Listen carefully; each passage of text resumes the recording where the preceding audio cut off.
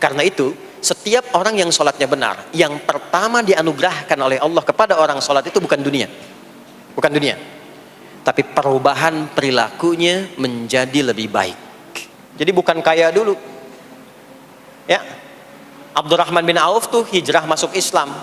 Dilatih sholat, malah hartanya hilang semua dirampas. Tapi setelah itu jadi apa? Jadi orang paling kaya. Ya.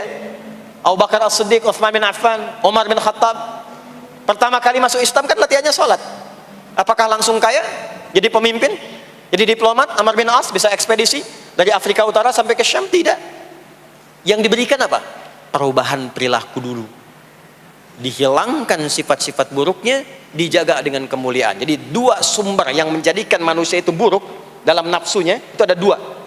Di nafsu itu nanti punya dorongan untuk mengarahkan kepada yang buruk, namanya fujur. Lawannya nanti takwa. Lawannya takwa. Di Quran surah Asy-Syams surah 91 ayat 7 sampai 10. Wa nafsin wa ma sawwaha fa alhamaha fujuraha wa taqwaha. Nah, fujur itu nanti yang membisikkan, mengarahkan kepada hal-hal yang negatif. Itu yang ditunggangi oleh setan.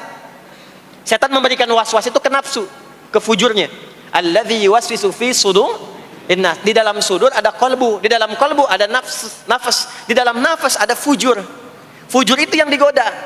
Maka keluarlah kemudian dua hal. Yang pertama ada yang disebut dengan fahsya. Fahsya itu dorongan dari syahwat untuk berbuat yang menyimpang. Pornografi, porno aksi, LGBT, kata-kata jorok itu fahsya. Nanti temannya adalah mungkar. Mungkar itu keburukan yang diingkari, ditolak oleh hati, sumbernya nafsu perut dan akal. Mencuri itu mungkar, merampok itu mungkar, korupsi, membunuh, menipu itu mungkar. Jadi sumber keburukan itu cuma dua. Kalau bukan fahsya itu mungkar.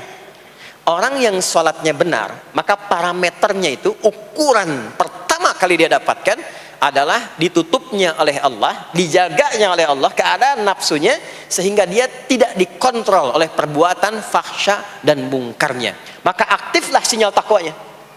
Takwa itu lawan nafsu. Makanya nanti kaitan takwa dengan nafsu sama-sama disebutkan. Nafsu 115 kali, takwa yang terkait fungsi nafsu 115 kali. Takwa digembosi, ya, awas, diwaswasi oleh setan, setan disebutkan 88 kali. Takwa disupport oleh malaikat. Malaikat di Quran disebutkan 88 kali. Ini bukan ilmu tak-atik, hitung sendiri aja kalau mau. Itu menarik tuh. Karena sama, kalau Anda mendengar suara adzan kan ada bisikan kan? Cepat, sudah adzan, siap-siap. Itu malaikat tuh. Tapi begitu selesai adzan, la ilaha illallah, tenang, baru adzan, belum qomat. Itu setan. Terus dua-duanya tuh ya memberikan bisikan, yang satu mensupport dan seterusnya. Yang paling menarik adalah kalau sholat kita benar, maka sinyal takwa aktif. Makanya amalan takwa pertama itu sholat. Setelah beriman, amalan takwa pertama sholat. Al-Baqarah ayat 2 dan 3. Dzalikal kitabu la raiba fi hudal lil muttaqin. Siapa muttaqin, orang takwa di situ? Ayat 3-nya, alladzina yu'minuna bil ghaibi wa yuqimunas sholat. Jadi kalau sholatnya aktif, takwanya aktif, sinyalnya aktif, sinyal itu yang akan menutup fahsya dan mungkar. Maka turunlah Quran surah ke-29 ayat ke-45. Utslu ma uhiya ilaika minal kitabi wa aqimis shalah. Kita hafal tengahnya. Innas salata tanha 'anil fahsya'i wal munkar. Maka kalau orang sholat tidak akan berbuat fahsya, tidak ada lagi yang melambai laki-laki. Allah, ini ada laki-laki yang laki-laki, perempuan-perempuan.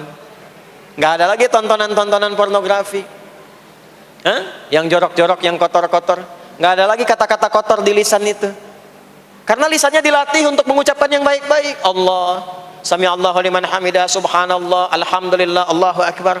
Makanya pasca sholat tuh berubah. Maaf ya, Allah tidak memberikan kepada Nabi Muhammad SAW tongkatnya Nabi Musa, mukjizatnya Nabi Isa, apalagi Nabi Ibrahim dan selainnya. Tapi Allah turunkan Al-Quran kepada Nabi Muhammad SAW Lalu dipraktekkan Quran itu pertama lewat sholat. Anda tahu apa yang terjadi? Nabi Muhammad itu diutus oleh Allah dalam lingkup masyarakat yang sangat terbelakang dan hatam kriminal. Jadi kriminalnya bukan dikerjakan, hatam.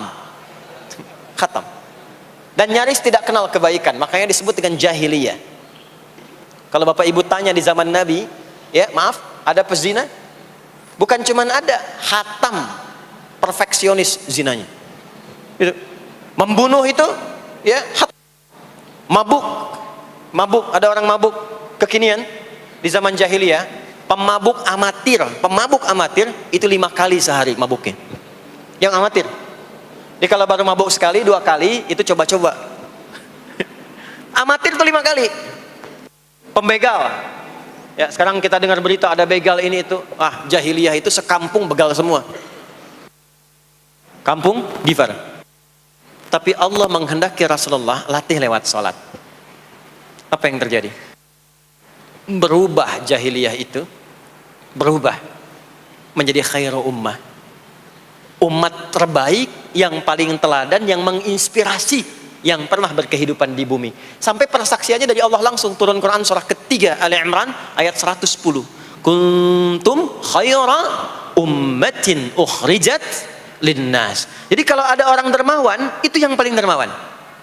Kalau ada orang sabar, itu yang paling sabar. Kalau ada pasar yang paling ideal, itu yang paling bagus. Berubah itu. Ya. Kenal Abu Dzar Al-Ghifari? Oh yo, kenal. Enggak. Abu Dzar Al-Ghifari itu nama aslinya Jundub bin Junadah. Di antara pemimpin begal di zamannya. Dari kota Ghifar. Ghifar itu kampung begal asalnya. Ya, hamukumullah. Masuk Islam. Datang ke Mekah. Bertemu dengan Rasulullah. Begitu masuk Islam, kata Jundub bin Junadah, ya Rasulullah, ausini au kama qala, berikan saya nasihat. Kata Nabi, pulang sekarang. Kata beliau, enggak, saya mau umumkan keislaman saya depan Ka'bah. Kata Nabi, jangan lakukan. Sekarang orang masih belum tahu tentang Islam, nanti marah kamu dipukuli. Kata beliau, ya Rasulullah, saya ini membegal terang-terangan, masa bersyahadat sembunyi-sembunyi? Maka keluar ke depan Ka'bah, dia katakan, ya ma'asyara Quraisyin, hei semua orang Quraisy. Datang orang. Usyhidu bi annahu la ilaha illallah wa anna Muhammadar Rasulullah. Aku bersaksi, syahadat la ilaha illallah Muhammadar Rasulullah. Kalian mau apa? Dipukulin sampai pingsan. Sampai ketika akan diteruskan, ada riwayat mengatakan datang Sayyidina Ali bin Abi Thalib, ada yang mengatakan Sayyidina Hamzah, ya, bin Abdul Muttalib radhiyallahu ta'ala anhuma jami'an. Datang menyampaikan, jangan teruskan. Kalau ini meninggal, ini wafat, kita akan celaka karena kafilah kita akan lewat desa Ghifar. Kalau lewat Ghifar gak akan berhasil niaga kita, katanya. Ya, karena akan dihabisi semua ini orang Ghifar. Maka dibiarkan pergi, pulang. Tahu apa yang terjadi? Begitu Nabi hijrah ke Madinah, dikagetkan dengan suara kaki yang berdecak kencang, bang bung bang bung bang bung. Ternyata ada berita gembira, sekampung begal Ghifar itu masuk Islam semuanya, berubah jadi baik. Untuk menginspirasi generasi kemudian, maka dipopulerkanlah oleh beliau kunyahnya dengan nama daerahnya. Sayalah Abu Dzar Al-Ghifari. Al-Ghifari itu maksudnya apa? Dulu saya ini berasal dari Ghifar, kampung saya kampung begal. Cuma karena saya masuk Islam, diajarin sholat, diajarin baik, sekampung baik semua.